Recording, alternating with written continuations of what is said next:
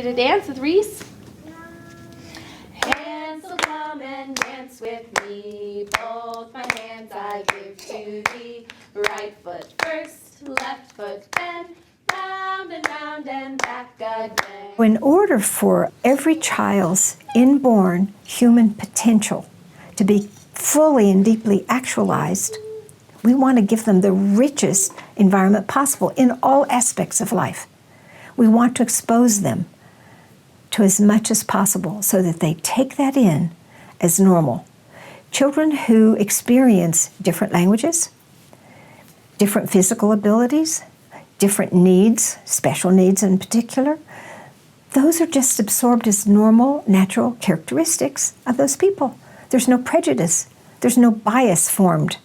So I think the wider, the broader a child's experience is under 6, the more accepting of life in all of its manifestations, more accepting that becomes as the norm of humanity. What would be a good thing to talk about? Have any ideas? Macaroni. Macaroni, food. So we could talk about the things we're having for lunch today. It looks like we're having pears. Someone sliced pears for us today. I did. Did you slice some pears? I know I saw I did some Constantine. pears. Did you slice some pears? Thank you. I saw someone slicing strawberries. Oh, here's the cheese. And cheese. And Cabot cut the cheese for us. Thank you, Cabot. Montessori always said, trust the organizing power of the human intellect. If a child is surrounded by language, they will develop language, spoken language. If the child is surrounded by poor, minimal language, that's the language they're going to develop, but they will develop language.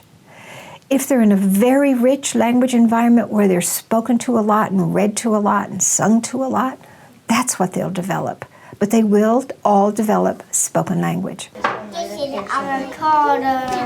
It's very easy to think a child is only capable of learning one language.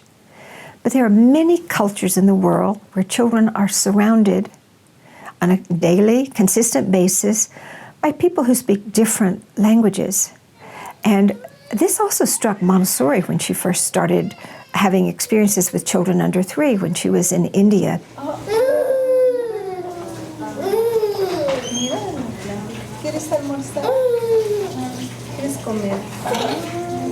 When children are very, very young, they can absorb as many languages as we give children an opportunity to have.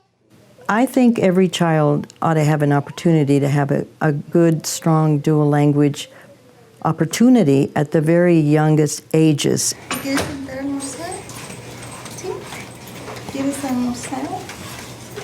It's very challenging to do dual language.